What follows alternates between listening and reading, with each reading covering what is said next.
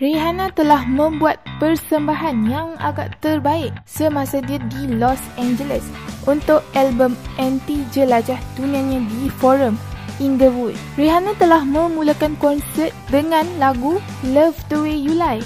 Seterusnya, dia telah menukar kostum dengan pelbagai gaya dan mempersembahkan pergerakan tarian seksi yang menarik dan diakhirkan dengan lagu Diamond. Untuk lebih info menarik dunia Hollywood, langgani kami di Hollywood Malaysia dan kongsikan pandangan anda di ruangan komen di bawah.